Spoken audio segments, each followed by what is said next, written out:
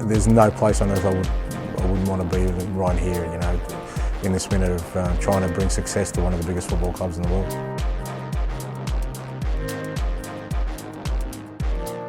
The basic underlying principles that I want my team to play football that scares the life out of every opposition, mate. That's kind of the end game.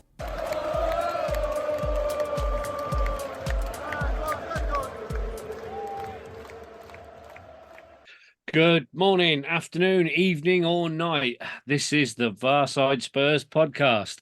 My name is Ritch Grove, and at the other end of the internet is Lee Brown. How are you, mate? Yeah, not bad.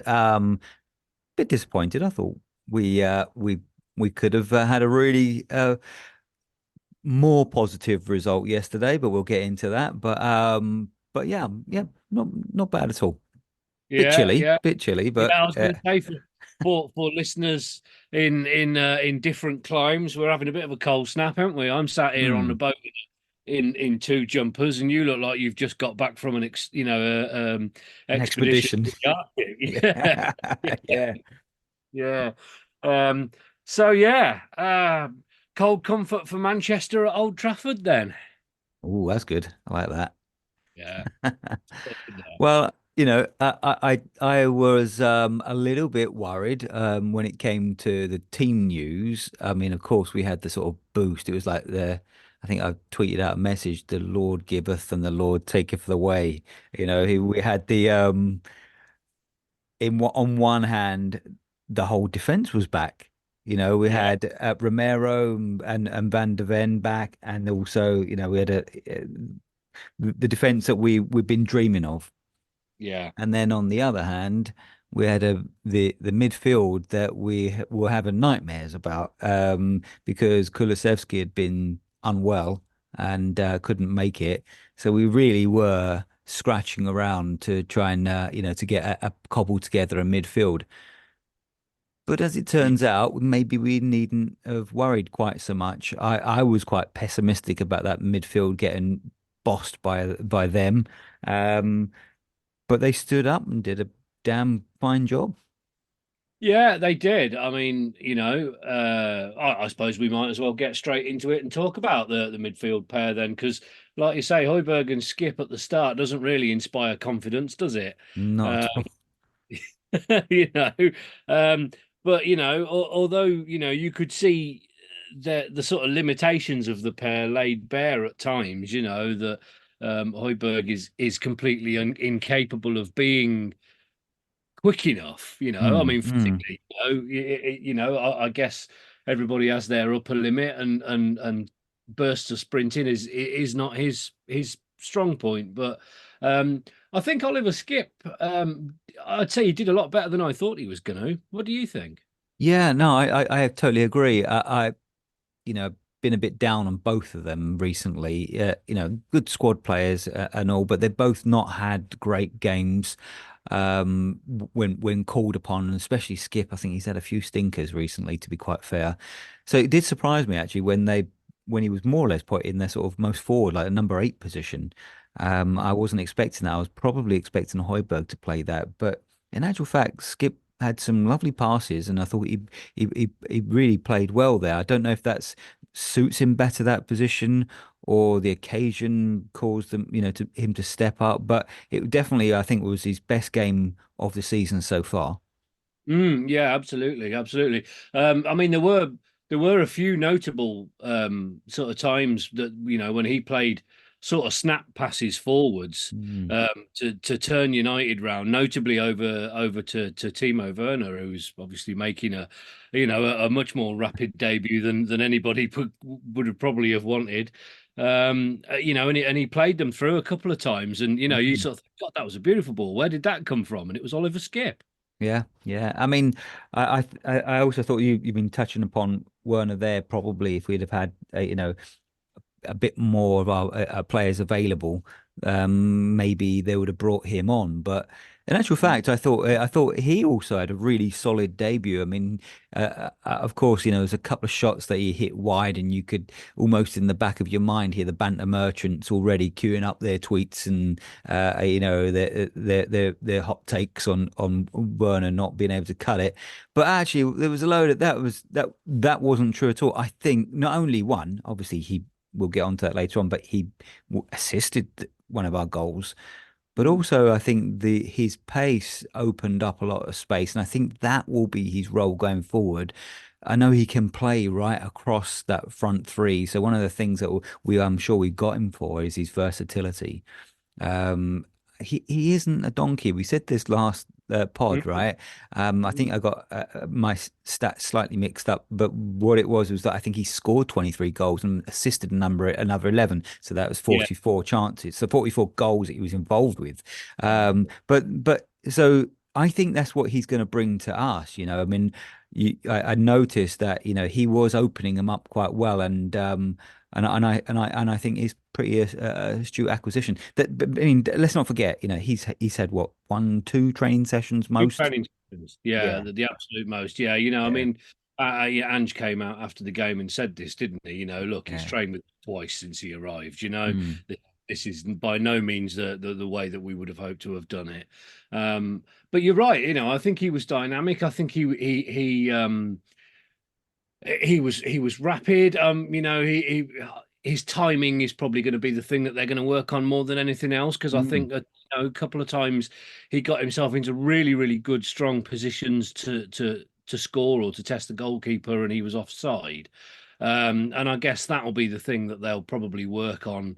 That sort of transition from sort of pockets of space into turning their whoever's defense around and mm. attacking on goal. We like to make these very sort of snap.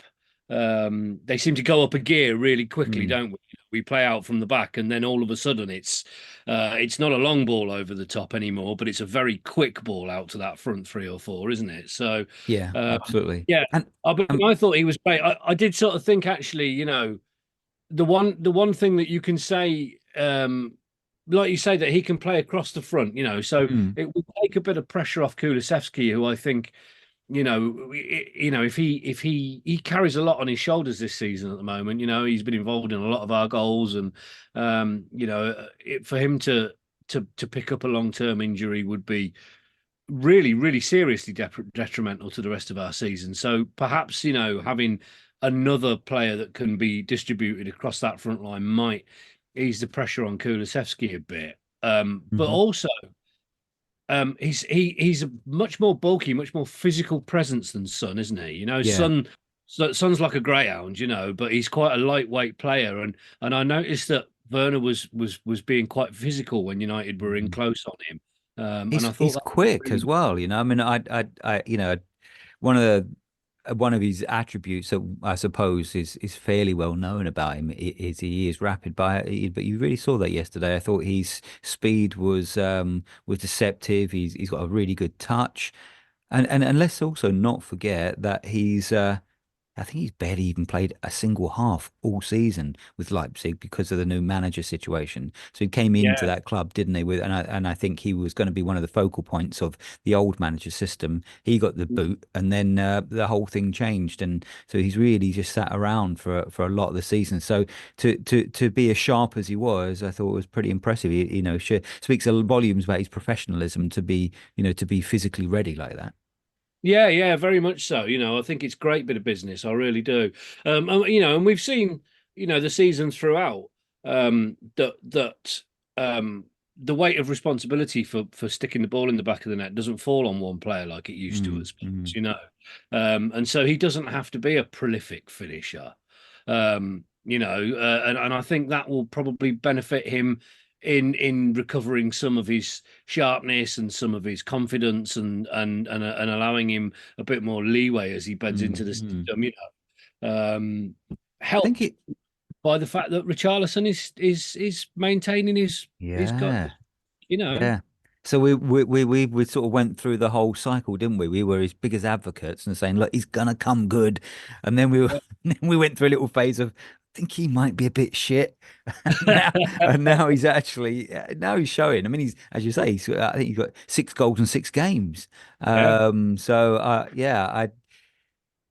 yeah, maybe we were right, Rich. I think maybe that he could still yet be the player we all hoped he could be as he gets, over this injury and he's had this operation and it seems to be that he's moving much better. I mean, yesterday, um, I do think Benton Kerr will come on to him as well, but was our best player, deservedly man of the match. But Richie must have been touch and go with him because I thought he was phenomenal. I thought he was all over the place. He caused them lots of problems. I mean, again, I think that's probably one of Richie's best performances as well as. Yeah, yeah, and he was notable. When United were having their periods of offering of a little bit of threat, um, he was notable in his presence as a tackling back player on the edge of Mm. our 18-yard box. He would appear from nowhere, and steal the ball. I mean, the yards he must have covered yesterday. Oh yeah. And some nice Yeah. shithousery as well. I mean, I like, we're playing them at their own game where, they get a tap and he goes down, he rolls around and all that kind of stuff. I know sometimes people hate that, but they do that to us all the time. And then they get in front, and they waste time, and they try and get you a yellow card and all that kind of stuff. And you could see that they were really, really trying to do that on Romero. And Mm, and actually, I thought credit to Romero. There was one point I think Hoyland like shoulder charged him and then was kind of got hold of him a bit, and you just saw the red mist starting to creep yeah, into his yeah, eyes, and then I think he just thought, right, no, hang on, yeah. I need to maintain this here because he was captain, and I think that he did a great job yesterday. And again, I mean, Romero could have been man of the match. I mean, some of his passes, one in particular, was phenomenal. Yeah, yeah, and a fantastic game, a fantastic game. I mean, like you say, just had to have both centre halves back again. Mm, Couldn't have come at a better time. I don't know about you. I spent the entire match on tenterhooks for mm, Mickey Ben's um, fitness, and then of course he pulled up with cramp in the yeah, last 10 minutes. and we're all shitting it. Yeah, and we thought, oh my God, not again. No. But I Yeah, think yeah. the pair of them, both of them coming back, onto, although, Man United are not the force they were. We all know this, they're not the threat they once were, and they're not the side. It's still a big place to go, Old Trafford. And, they did, they got in front. It's not an easy place to sort of come from a goal down twice, and then, obviously the last 10, 15 minutes they start to sort of push even harder. I think they both stood up really well to the Mm. gaming, to the way the match progressed as a football match. And I think the fact that it was so quiet in the stadium for such, Yeah, yeah, such a yeah. long time was testament to how calm they were in defence. Yeah, absolutely, mate. I mean, that whatever you say, it is still Old Trafford. I know people call it sometimes they call it the scaffold of dreams now because it's just falling apart. It's really an ancient wreck of a place. But we kept them quiet, and I think their fans knew they were watching a team that was not only cohesive but had it's a style that's clearly identifiable. That's something they're not. They're an absolute mess in that way, and I don't know what it is that Ten Hag has been doing with them because you've got no idea what it is they do, how they play, or what they're what they stand for or anything. Whereas you can really clearly see it. I mean, everyone talks about our high line, but you can really clearly see what we're trying to do, which is why when you do get players who've stepped in, and by the way, this could be a whole other pod. How amazing is it that considering how many players that we've had missing, that the players that do come in have stepped up and kept us in this position? Because basically, some of the key players that we've had that are missing, and we're still missing 5 of them, have been missing from nearly half a season. Yeah, yeah, Or absolutely. half of our season so far, I should say. Yeah, So, And so sorry, Rich, we're just going like just that finishing off that point you were saying about how Yeah. quiet they were. We shut them up because we were knocking it through them and past them and round them, and their goals I think we could have done better on. There was a little bit of rust in defense, as you might expect, considering the two of them coming back. Perhaps if they were more up to speed, we might not have conceded those and won that game. But equally, I thought like Gary Neville said at the end, Spurs were clearly the better team. Yeah, and I think this is the interesting thing about it is 12 months ago, obviously before Ange came in at Spurs, but 12 months ago, Manchester United were a much improved side. They were, that they seem to be more cohesive. Rashford had a great season last season. They seem to be galvanized under Ten Hag, and they got rid of the Ronaldo distraction and all that, and obviously a lot of the bad feeling in the dressing room. And they seem to have just utterly regressed from that point back to where they were when he took over. It's the most bizarre thing. But Yeah. anyway, less about them. Let's talk about Spurs. I want, I just wanted to point out. I mean, my man of the match, I've got to say, was Destiny Udogie. I thought Wow. he absolutely pocketed Garnacho. Yeah, yeah, absolutely, mate. And there was a message, I can't remember which organization put it out there. It might have been the BBC or TNT or something like that, but they said, "Are Udogie and Porro the best fullbacks in the Premier League now?" Mm. And you'd have to say they are. I mean, who would you have over those two? I know Porro. Yesterday I thought there was some suspect things about his defending, but he's was causing them nightmares on corners and whipping in crosses and things like that. He does exactly what he is expected to do in that position, which is to create, and he does it really, really well. He's one of the best in the Premier League at it. And the two of them, well, I mean, you may as well extend it to the whole back five. Is there a better keeper in the Premier League now? And when those two are up and firing, I mean, you got a World Cup winner in Romero, and Van der Ven just looks like a bloody Rolls Royce in the way he just strides around. And that I think if it's not this season, next season, that will be the best defensive unit in the Premier League. Yeah, yeah. I mean, you can see it, can't you? And it'd be interesting to see how it evolves now. That we've got Dragic in, Yeah, yeah. got some cover, some much needed cover. And on that very subject, maybe just take a second to say, goodbye, Eric, and thanks for the memories. Yeah, yeah. I mean, I know some people were seemingly desperate to get shot of him. And I know we sort of touched upon it, but since then it has been confirmed, hasn't it? But I wish him well. I think he's been, a key figure in this team.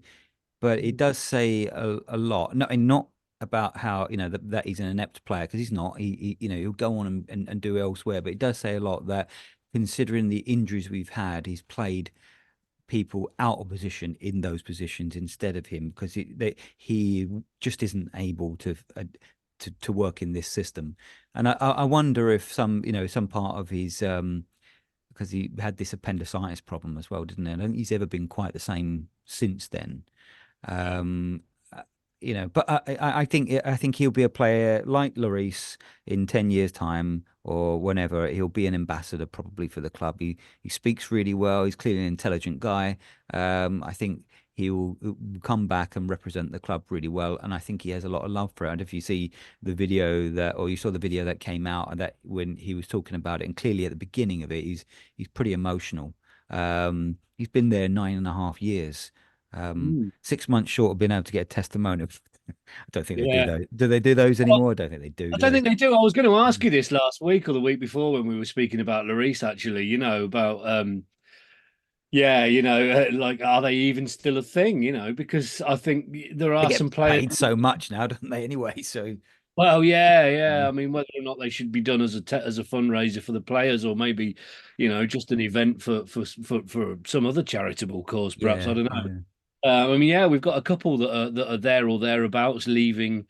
Um, kind of around that sort of 9 or 10 year mark. Oddly enough, I saw a picture in one of the articles I read about Dyer's transfer of him in his first season, and you forget, 2014, when he sort of comes in and we're Mhm. in that Under Armour kit with a black strip across the collarbones, Yeah, yeah, yeah. and he looks like a child. He does, yeah, he does. And then, obviously, I remember the opening goal, first one he scored against West Ham, Yeah, and we mustn't forget that there was a point, like we were saying with Lloris, where he was one of the best in the country, and for his country.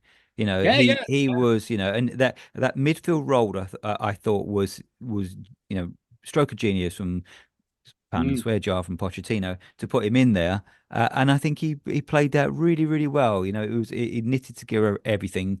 Um, I don't ever think when he dropped back into defence that as much as he wanted to play that role, it suited him as much. And there are rumours that Bayern might try to look to play him in that role that he was before under Pochettino, where he was the sort of DM role. Yeah, yeah. It is interesting because there was a lot written at the time about how he really didn't enjoy playing in it. And, he linked up really well with Moussa Dembele at the time, didn't he? Mm, I mean, mm. it's quite a powerful sort of central midfield pairing. And yeah, yeah. I mean, a very sort of capable guy. Injuries, I think, have obviously sort of taken their toll on him. I think he played with an injury for a lot of Pochettino's last season, didn't he? And I He wonder did, whether or yeah. not that, as much as anything else, has had a long-term effect on him. But good luck to the guy. I mean, it's funny, isn't it? It's a kind of an odd move for him. I mean, Mm. you can only assume that Harry Kane had something to do with it. Allegedly, Maybe. they're best mates, aren't they? Yeah, so Well, yeah, maybe Harry's German lessons aren't going very well, and he can't talk to anybody else yet. He might be lonely. well, Um, Dyer will probably but pick it up within about 3 weeks, won't he? He's like, well, he's multilingual anyway, isn't he? So yeah, yeah, absolutely. But yeah, I mean, I think there's been a lot of revisionist nonsense talked about Eric Dyer. I don't think he suited this system at all. no. He obviously didn't. He obviously understood that. Ange understood it. I think he came on. His denouement was against Wolves, wasn't it? I Mm, think, and he just was an island. He was lost in it, and it yeah. was sad to see. But if he can leave with his head held high, we had 15 quid in a Mars bar for him, which is better than leaving on a free.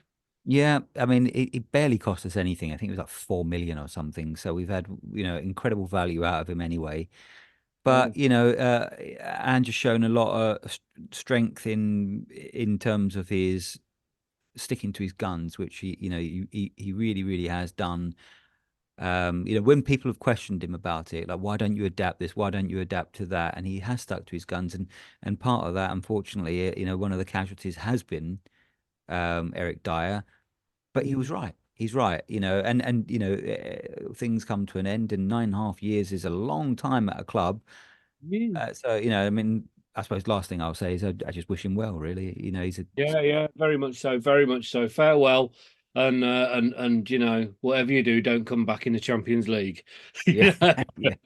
And Um, the ironic thing is, he'll probably win a couple of medals over there. You know, Oh yeah, yeah, he'll get a league winners medal this year, yeah, and whatever, because I mean most of the teams in the Bundesliga are made up of tractors, aren't they? yeah, So I mean it's like playing in the Scottish league. yeah, Uh, yeah. but anyway, um, but yeah, well, we just to sort of cap off that talk, defense and goalkeeper chat. Then, did you see the quote from Vicario in the week? Yes. Oh, I I like would have that. done with my own blood if I had to. Yeah, yeah. Doesn't that say a lot though about the character that he's like Ange just recently said when someone said, what did you have to say for Dragozin to come to us instead of buying me? How did you convince him? He said, I don't have to convince anyone. It's not my job to sell the club. I just say what we're trying to do. But there's something I think about the way he must phrase it, the way he must contextualize what we're trying to do. And what he's looking for is players that really want to be here and want to come, and that, of course, what he said, absolutely speaks volumes about that approach, because like same with Dragusin, he or Dragoshin, however you say it, he could have doubled his salary and gone to Bayern. Yeah. He's come here. I mean, just actually touching on that, when he came, it was not really enough for us to really comment too much, but he struck me that he looked really confident. This is a Yeah. 21-year-old man who's never played in the Premier League before. This is a huge step up. He stepped onto the pitch and he had swagger. And I Yeah. thought, yeah, we're getting the right sort of players. You can tell when pundits are saying Spurs are dropping their Spursy tag, that we seem to be recruiting the right type of individuals with a lot with bravery and courage about them, and young and moldable too. And there's just so much to look forward to. I mean, it. I try not to digress too much here, Rich. But just talking what we were talking about that defense. There's loads of quality coming through as well. You got Dorrington coming through, Phillips coming through, who's getting rave reviews at Plymouth. We've got that Vuskovic that's coming through. He's 16, 17-year-old kid who's meant to be incredible. You know, Mm. so there's so much to be thankful for, and maybe this won't go down so well with a certain sort of faction of the support, but we perhaps have to give Levy his kudos here, because he seems to have put the right people in place, Mm. and seems to be changing a lot of that structure. We've seen across the Premier League that spending stupid money not only can get you in trouble, like the Mm. two things we've heard about today with Everton again, and Forest, and maybe Wolves next. Mm. But on top of that, it's no guarantee of quality. I mean, look at bloody Anthony at Man U. He's dog shit. That's 100 million. Yeah. 100 million. Yeah. You I know. mean, you're absolutely right. And I do think we do, if we are going to beat Levy and Enoch with a stick when things are going bad, and I think it is right to hold them to account when Oh, things are going, absolutely. You know. then we do have to say the thing about the academy and the players coming through as well is, he's like 20 odd years, they've completely changed. They've rebuilt the club from the ground up, haven't they? Mm, You know, mm, both within the stadium and at the training facility. They've established far better links with clubs lower down the football pyramid, either as feeder clubs or as clubs and organisations we reciprocally send kids out on loan to, and we share academy players to. And that system in itself, or that system particularly, is not going to come to fruition overnight, is it? And no. actually, what we may be seeing now is that's actually maturing, and that the benefit of having done all of that construction work and all of that modernization and all of that, completely overhauling the football club as an operating system, is now beginning to feed more, more evidential results into the in and around the first team. And if we've got a manager who will give them a chance, then fucking brilliant. Because for all we used to say, pounding the spare chart, Pochettino was great with giving people a chance. He was very reticent at bringing players from the youth. I mean, there are a handful of examples, obviously, but certainly after that first couple of years of being in the club, we saw increasing amounts of frustration with players like Marcus Edwards couldn't get minutes on the pitch. He in particular signed a contract elsewhere, went abroad. I mean, last time I heard he was at Sporting Lisbon. He scored 30-something goals the season before, something like that. He's played in the Bundesliga, Champions League quality Hmm. player. Came through our system and just had no chance of getting minutes on the pitch. And if this is the direct result of all of that background work now, and now we've got somebody in charge who will give them a chance, then I think it's a really exciting time for us, isn't it? Oh, brilliantly summed up. I think, I mean, you mentioned it's not overnight. It's not. The gears have been grinding for a while, and I think things have been put in place. However, how quickly has Ange transformed this club, the mood of the club, the way we play.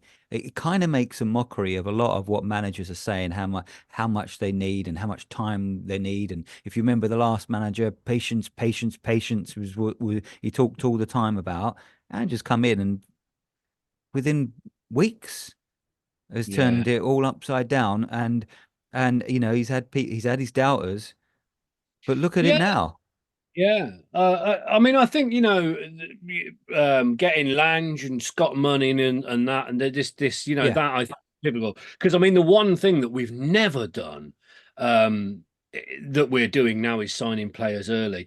I think I read the last time we signed a player as early in January as we've signed these guys was like 2010 or something like yeah, that. yeah, yeah. And generally speaking, for the last 14 or 15 years, all of our January transfers and most of our summer transfers have come very, very late in both windows, if they've come at all, famously Nelson and Saha and those kind of Yeah. last minute. So I think that's and I mean, yeah, wonderful. And sometimes I've been thinking about this. I think parts of me thinks Conte was right, because what they've done is Conte said, "Oh, you can change the manager as often as you like, and nothing will ever change." And actually, we have changed the manager, and everything's changed. But actually, we've also changed all of the backroom staff as well. Yeah, You know, and lots of recruit- players and yeah. yeah, the recruiting and all that. So maybe Conte kind of had a point. But that said, Ange's come in and he hasn't gone, "This is a club signing. This is a squad No. player." Mm, mm. He's just gone, "Yeah, right, okay." Yeah. Fucking, with the one exception of Jed Spence, which I'm quite disappointed in how that's panning out. But, Yeah, life is. but clearly that, if you might have said it was Conte before, but if it's Conte and then it's Ange and then it's Fark and then it's other people that have said likewise, and there must be an issue because apparently we've insisted on an option to buy, so we seem to want rid. So you win some and you lose some. I think famously Liverpool appointed a whole team to sort of overhaul them and their systems and do all the research around getting the best possible transfers. And one of the things that they found was that 50% of transfers fail. Mm, Well, Paratici seems to have done a lot better than that. mm, Most of ours have done really well. We may have one or two, like perhaps um, uh, God, we're just saying his name there. What is his name? Jed Jed Spence. Spence. That's it. God, I get dementia creeping in. Yeah, and one or two others. I don't know. Maybe we'll end up selling Solomon, or maybe he won't. But who knows? It's too early to make that judgment. But anyway, my point is that research shows that a lot of transfers don't work out, like and Dembele.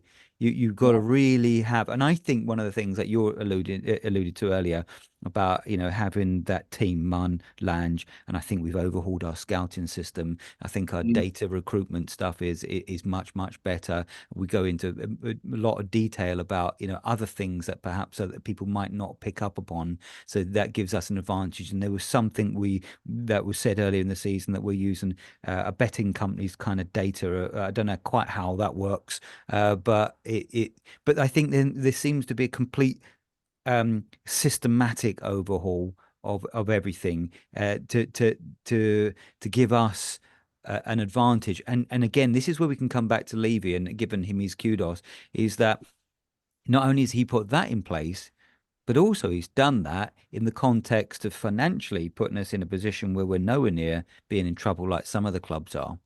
mm, And actually going forward, we're only going to be more cash rich. I think when you look at our club, and I'm not talking about football here, I'm talking about sport worldwide. I think we're in the top five mm, in terms of revenue of any sport worldwide. And that includes teams like the Dallas Cowboys and things like that, who are earning absolute fortunes. I think going forward, considering we've got hotels being built and we've got NFL there now and this is where I know people are going, oh, he just likes a pound note and all this kind of. He has been quietly putting this all into position so that when all this FFP stuff starts to bite, we're in a position to actually take advantage. Yeah. We don't need to be laundering money Yeah. from Emirates states, in Mm, mm, dubious sort of mechanisms to get cash into the club. I mean, yeah. one of the things that he's spoken about much more quietly and certainly away from, places like Sky Sports, where it's very much not the party line, but clubs like Manchester City, they win all the trophies and they do all this and they've wonderful football and manager and yada yada yada. They can't fill the stadium, No, you no, know. no. Um, so the whole thing's a white elephant. There Yeah. is no Oh, business yeah. model And sustaining and it. and Newcastle can fill the stadium, but they can't spend. No, So they've got no, all they're the richest club on the planet, but yeah, FFP has got teeth, and yeah. it will get tighter over the 2 or 3 years coming here. That will become harder, and so they've got to now start selling before they can buy. And some of Mm. their key players like Gimaresh may well end up going, so they can strengthen the team in other positions. Yeah. I mean, I do think that this is the point where, if there is value in the ENIC sort of oversight of the club, this is probably where we will see it in reality, isn't it? Mm, mm. Uh, and let's just hope that these things coincide with continuing footballing success. But I think before we've gone too far down the rabbit hole, and perhaps we already have gone too far down that rabbit hole. But let's back up a little bit and just cast our minds back to Old Trafford yesterday afternoon, and just pick out one or two other things from the game, before it gets away from us, shall we? So yeah, Pedro Porro and Richarlison. I mean, we've spoken a bit about them, about both of them already, so maybe we don't need to dwell on this too much. But I think we've got to give as much credit as anything to Richarlison's sort of recent upstick in form, to the dead ball deliveries from Oh, Porro. hmm. I mean, it was one of the things that struck me from yesterday. I kept watching Chris Ericsson, sort of lumbering about the pitch in a red shirt, and thinking to myself, oh yeah, you see that? That's how you deliver a fucking corner, Chris. Did you see that? That's what we wanted off you all them years ago. Because I mean, he Yeah. was a wonderful footballer, but he was fucking hopeless with a dead ball, wasn't he? Ah, terrible. And in the end, He, he got the shepherd's hook, didn't he? he did, yeah. I mean, and he seemed to go downhill because when he first arrived, he scored a few really nice free kicks, and his set piece delivery was great. Um, but certainly in his later years at Spurs, I mean, he couldn't hit the side of a building with a ball, could he? No. Let alone somebody's forehead in the 6 yard box. Well, But we've had that for a long time, haven't we? We've always bemoaned the lack of set piece specialists. Now, when we get Madison back, we got Porro and Madison, and Madison can take a brilliant free kick, and Porro can actually take a corner. And mm, last time that I can't remember what could it be as far back as Anderton and Sheringham. Well, yeah, I mean, it might be getting on for that, really. I mean, I suppose we had a reasonable amount of success in the years when we had Peter Crouch up front, largely because he was 3 feet taller than everybody else around him. Yeah. Um, Gave them something to aim at. Um, but yeah, I mean, it's a long time, isn't it? And I mean, they're so the ball that the balls come in and they're flat and quick. And Mm.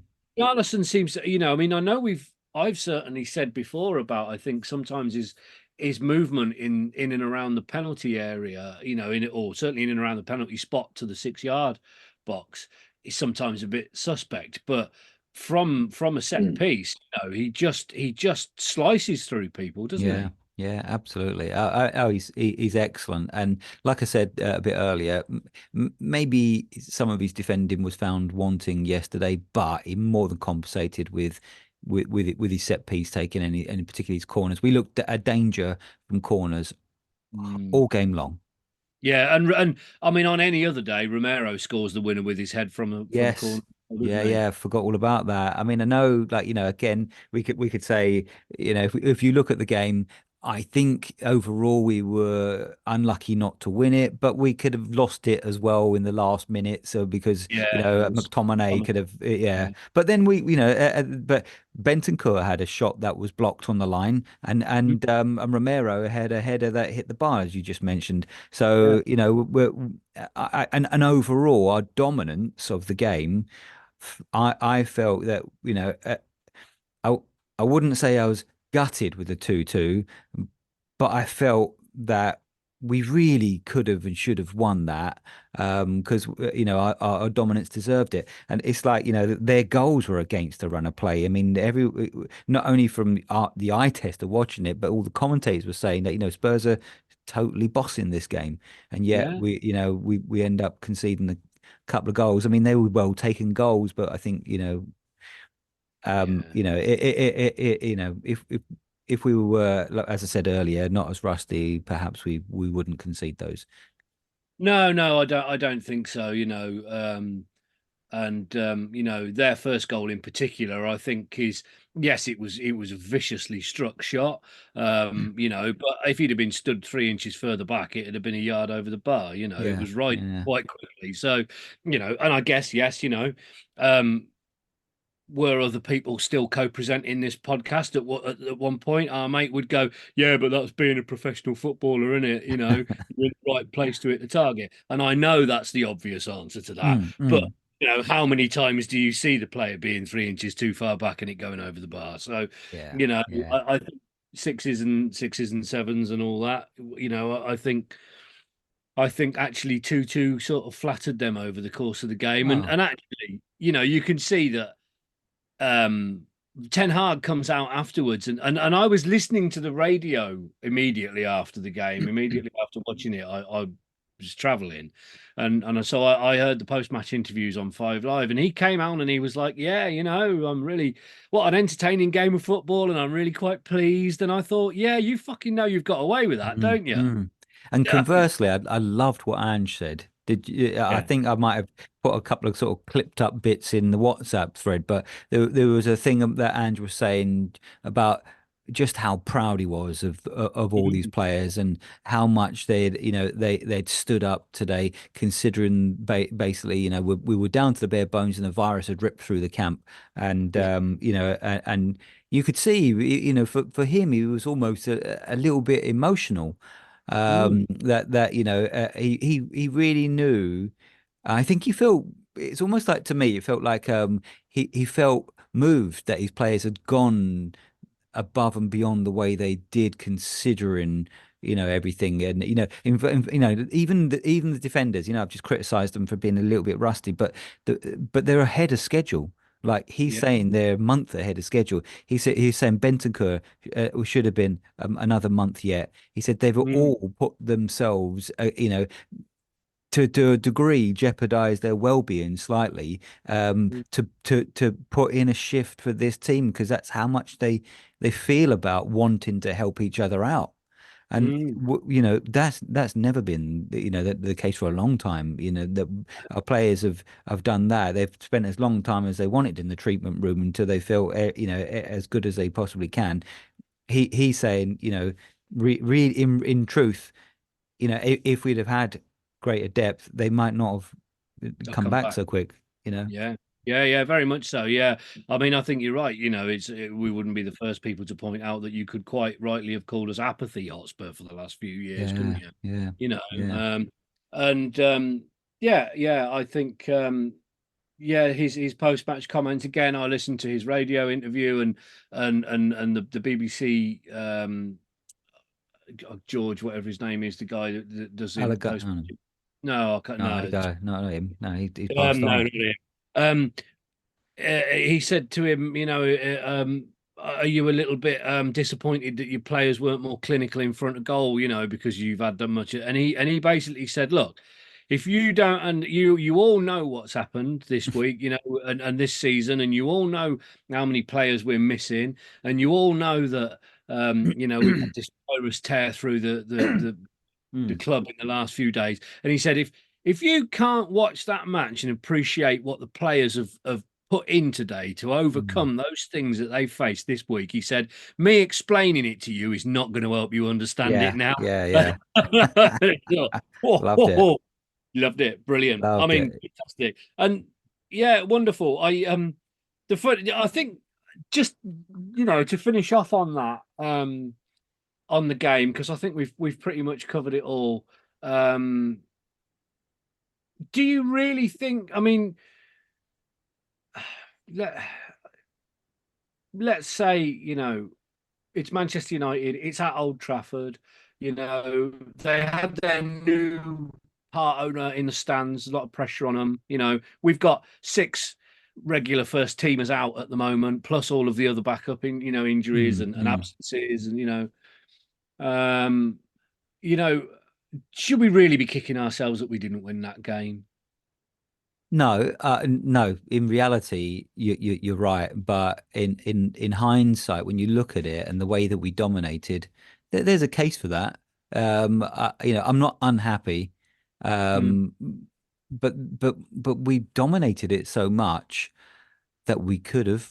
mm. But we are. But let's not forget our record up there is horrendous. Oh, it's appalling. Yeah, yeah. So No, no team has won more home matches against a single opportunity in the Premier League than Manchester United have against Tottenham. yeah, Like they beat us more at home than even Chelsea have done yeah, historically. yeah. They're our bogey team.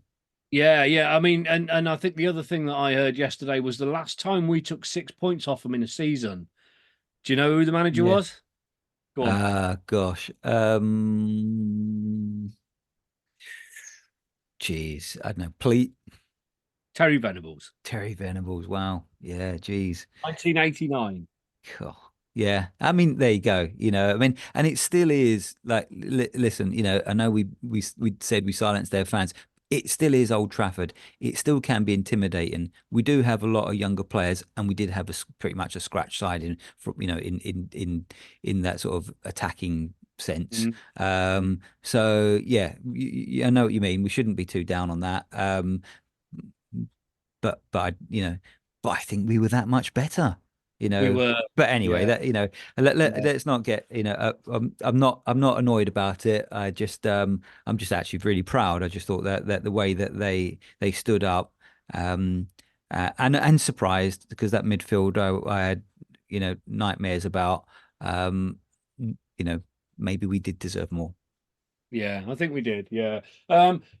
Just a nod really on the statistics side of it. We hit the 40-point mark at the end of the game Yeah, yesterday. We're safe from relegation now. good, good. In fact, I'll go even further. Did you hear what Redknapp was saying yesterday when he said he actually thinks that when we get all our players back, that Spurs could be second or third? Yeah, yeah. I didn't hear that. It's interesting because latterly, I've after avoiding them for being a pair of odious bastards for years and years and years, I found myself listening to 606 a bit more lately, right? Um, I still can't fucking stand them, either of them. But and I was listening to it yesterday, and Savage, he's constantly trying to get the rise out of Chris Sutton about all this, because obviously Chris Sutton's a big fan of Angie's because of his Celtic connection, and Chris Sutton, who has been known as anybody but Spurs in my house for the last Yeah, yeah. years, is suddenly very effusive about Spurs, and he's making a very similar point yesterday. That maybe we should be thinking that looks like not only does it look like success, but that's what we should be aiming for now. Mm-hmm. And of course he sort of makes this point, and then that fucking Welsh git starts going, "Yeah, what have you won? What have you won? Or what have you won? Something, because he's a fucking asshole." But I think if even people like Chris Sutton are starting to say this is the point that I'm making. Mm-hmm. That there's got to be something behind it, hasn't there? This isn't Yeah. just Spurs fans getting carried away. This is people, and I mean, both of the Redknapps have had quite a lot of boots to put into us the last 10 years or so, haven't they? Yep. At times, neither of them have been particularly graceful about Spurs. I think So they're kind of waking up to the fact that, he has a philosophy that does work, and that extends to the point of, even the scratch players being able to function and execute it the way he wants. But Mm. when we get everyone back, we will not only have a team that's as good as pretty much everybody apart from maybe Man City, but the depth is also beginning to be there. I mean, we will have good rotation options to be Mm. able to play that system even more effectively because, Yeah. we can rotate them out so there won't be so many injuries. Well, and also, he will be able to make in-game changes based on energy levels rather than Yeah. an injury. So, after 70 minutes, when other sides are starting to get ragged from us chasing them about for an hour and 10 minutes, at the moment we have to leave the greater part of that attacking threat on the pitch right the way to the final whistle because there aren't options to Mm, change. mm, But now, going forward, if things start to align for us, he'll be able to make that as a tactical change rather than as a, a protective change and bring on more fresh attacking legs in the last mm, 20 minutes mm. rather than bringing on Skip and Hoiberg and players like that to retain possession and slow things down a bit. And I think that is when you'll see us go up a gear Yeah. because teams are already struggling to cope with our intensity, even for only two-thirds of a game. Yeah, absolutely. Yeah. Well, big test is coming up soon, though. Next Friday night, I think, isn't it? Yeah, yeah, Yeah. yeah. What do you think?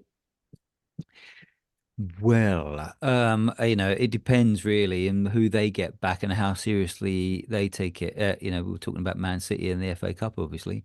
Mm, If Haaland's back and if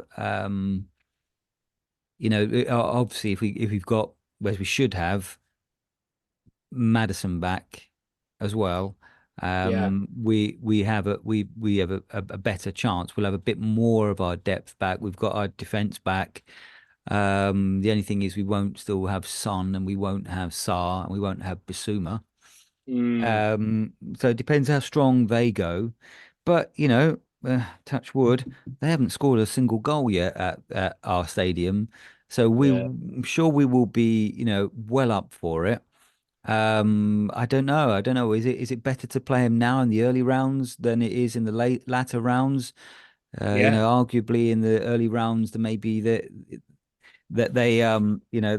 they might have feel a weaker side, or could you argue in the later rounds they'll be more wrapped up in the Champions League? I don't know. I don't know whether it's a good thing or a bad thing, but for sure we'll have a right good bloody go at them.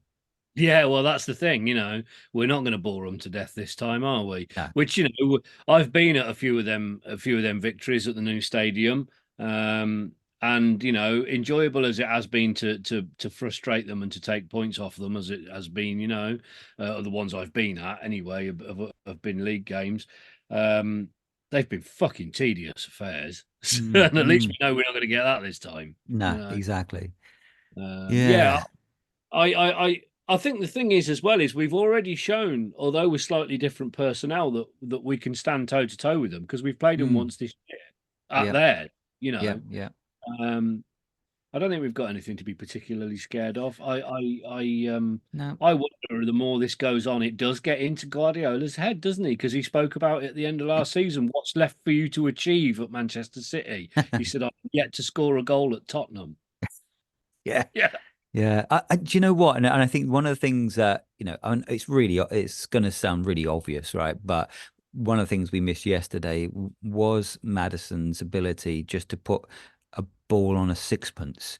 Mm, And with him back and had, at least a week's training, yeah. I think that's what we will have. I think the chances for Richie, the chances maybe for the other two, because one of the things that, I mean, maybe we should just very quickly touch upon the criticism, which I thought was terrible of Johnson yesterday. Mm, He's maybe trying to do things that aren't really his natural game, and one of the things I think he's badly missed is Madison, because he's a sort of instinctive player, like one touch trying to sort of get a shot away goal. Like Richie's a bit like that. If he overthinks it, has more than one or two touches, he mm. balloons it, And I think Johnson's a bit like that. And I think Madison is the sort of player that will probably end up meaning that Johnson will get a few more goals because he's not really one for beating a man. He's good at arriving late in the box or something. That's my impression of the player. So I think he's got a bit of a hard time for trying to do something which isn't really his proper game. Mm. Yeah, I think so. I mean, I think a lot of the criticism is unfairly leveled at him, actually. Yes, his end product hasn't been particularly great. At times it is a little bit like watching Aaron Lennon, Yeah, that yeah, yeah, he sort of speeds off down the right and then fires it into the ether. But I mean, he's a kid, and yeah. actually he's Mm, having to shoulder a lot of responsibility in that side. Yes, they all are. But he's one that's not really suffered with the injuries, that have sort of hampered him. So, well, I mean, I say suffered with the injuries. He's been sort of moved around and he's had some continuity in that he's getting more game time than some of the others. But that continuity is, it's on the left and then it's on the right and then mm, it's on the left mm. and obviously each time they move him, they put him in front of somebody else. So sometimes he's playing with Porro, sometimes he's playing with Destiny. I mean, as we all know, that the whole thing is changing sort of week by week around him. And I kind of feel a bit sorry for the kid because the one thing you can say for him is that his head's not dropping. He's still showing for the ball. Mm, He's still making the runs. He still, he runs his socks off. yeah, And yeah. and I think I think it's very, very easy to criticize people when you're not out there playing. And I've just said that, and it's made me think that I should stop criticizing Hoiberg. Oh, shit. I'm Well, going to myself out a podcasting job if I can't criticize people. Well, I mean, the thing is, some players take longer to settle. Some players take, a season or so to settle. Yeah, of I course. seem to remember one Darren Anderton having a terrible first season, and then afterwards, he was our playmaker basically, wasn't he? Yeah. Darren, I mean, he was a big pressure, big money signing from Portsmouth, wasn't he? Mm, He yeah. came in on the back of Gascoigne going, and yeah, I mean, I guess the thing that worked in his favour actually after that first season was that he played a game and then had 3 weeks in hospital each time to Mm. recover. So at least he Yeah. had a lot of rest. But I seem to remember a certain Gareth Bale had a terrible first season or so, and was he did, blamed for, yeah. all our defeats every time he played. We lost. With 27 Um, games of losing streak, yeah, wasn't it? I mean, yeah. yeah. Is it? Do you remember Redknapp cured it by putting him on for about 10 seconds at the end of a game when we were 3-1 or That's something, it, didn't yeah. we? To get rid of the hoodoo kind of thing. Yeah, Jesus. yeah. Yeah. But then nearly sold him off to a bloody another club for about 3 million. Birmingham. It Yeah, was that's right. Yeah. Birmingham. Yeah. Imagine he would have gone to Birmingham City under Alex McLeish. God dear. Yeah, Yeah. yeah. So Anyway, should we do predictions on the results for that game then? I think we're going to beat them 2-1. Oh, nice, nice, nice. Yeah. I think it will be well contested. Ooh. I'm gonna go a high scoring game. I'm gonna say 3-2 to us. Yeah, okay. I mean, I think this is the game where their goal hoodoo comes to an end, isn't it? Regardless Yeah. of whether Haaland's back. I mean, Kevin De Bruyne is playing again, Oh, it's um, incredible, incredible. and Alvarez is a really good player as well, and yeah, Rodri. I mean they might not have Edison, but whether Edison would have played or not in that cup game, I don't know anyway. yeah, But yeah. Anyway, I think it yeah, I think it'll be keenly contested. I think it would be a really good game for the neutrals, maybe not so much for us. yeah, But yeah, yeah. I don't know. I mean, it will be a hard game to call because they are so good, but But we're not half bad either, are we? we're That's the thing. not. No, we're not. I'm going to put my neck on the line and say 3-2 to us. Yeah. I mean, I think you're right in that it'll be one goal that decides it. I don't think either team's going to run away with it. Whereas No. before, I think if we'd have gone behind, the heads would have gone down. I think that's dead and buried now, isn't it? Which is a wonderful thing to behold. Yeah, That yeah. it's almost like you score against us, you make us angry. It's like it's a Yeah. wonderful thing. But yeah, I do think they will end that sort of hoodoo. I can see now the interview after the game, after we've beaten them, and somebody will say, "Pep, you've scored a goal at Tottenham finally," and you know. But Yeah, you've got out. I think that'll be wonderful. But yeah. you just said about it being wonderful for good for the neutrals and not so much for us. I did sort of think the other day watching Spurs has become a little bit like watching Doctor Who when we were kids. That you sort of do it from behind the sofa, don't you? Yeah, I mean, we do play so much better, but it is high risk, Yeah. and but this game for us is higher risk for another reason, because really it is our only probably real chance of winning silverware this year. And I think we have a cracking chance. We get past them, I think we have an incredible chance of winning it. Well, I think so. I mean, we're not. I don't think we've got any reason to be scared of anybody that's in that No. competition.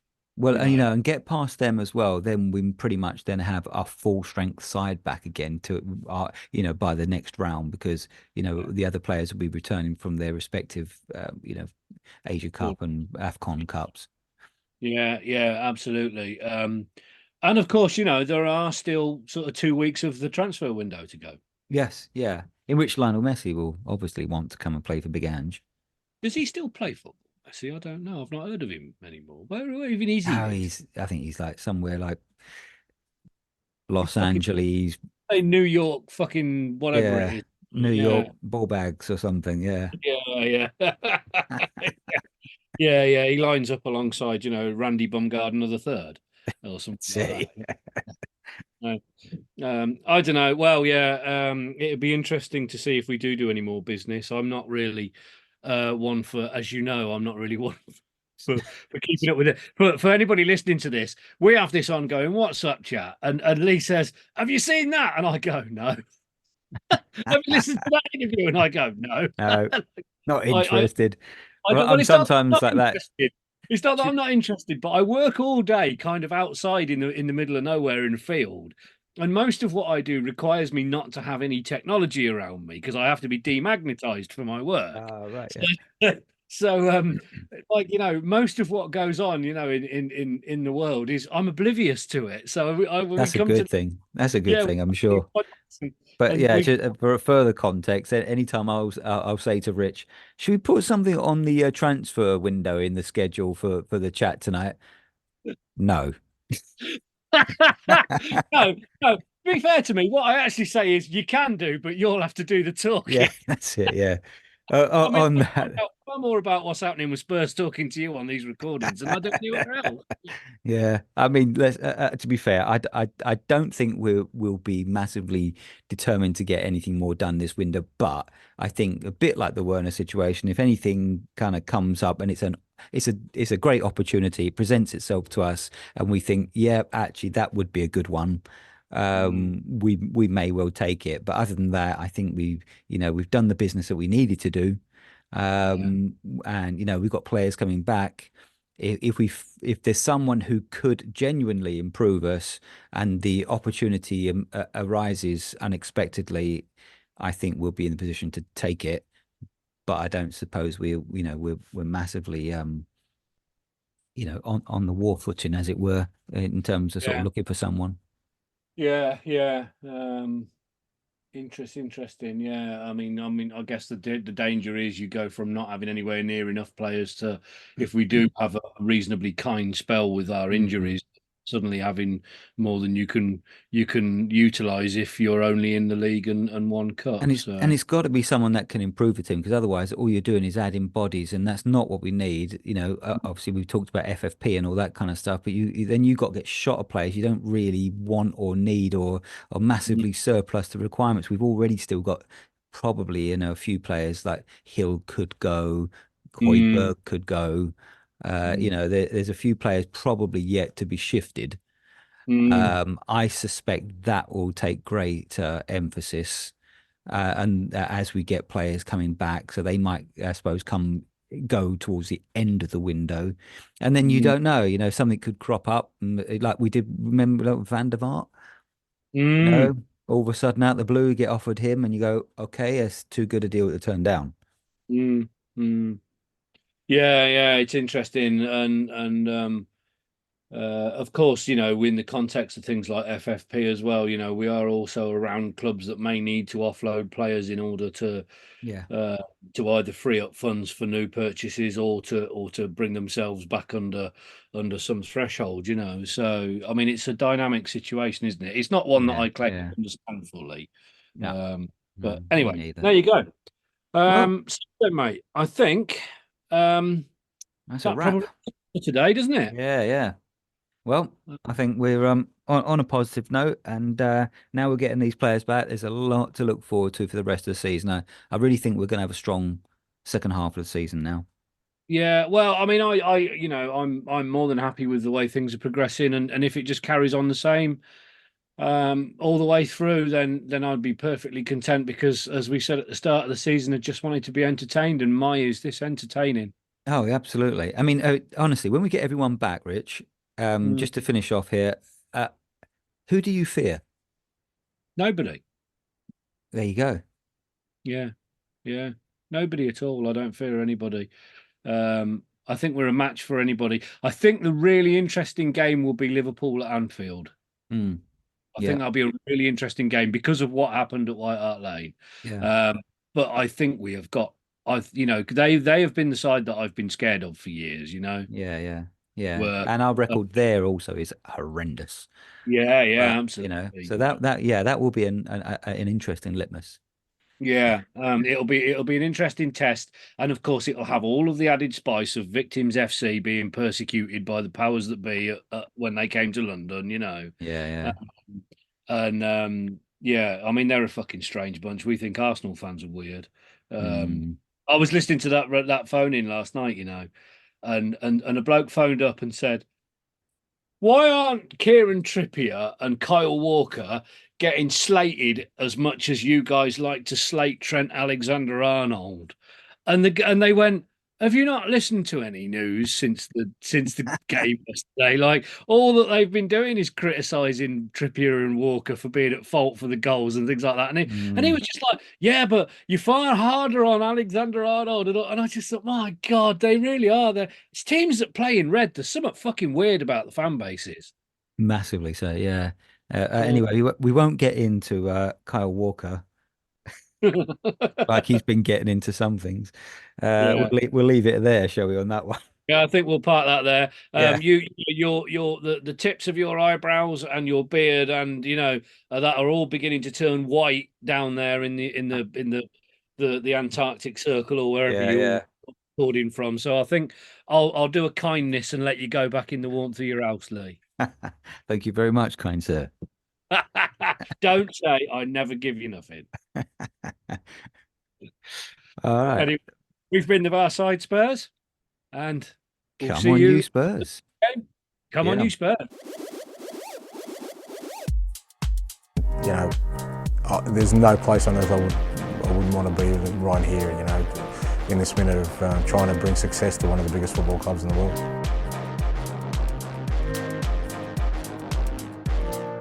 The basic underlying principles that I want my team to play football that scares the life out of every opposition, mate. That's kind of the end game.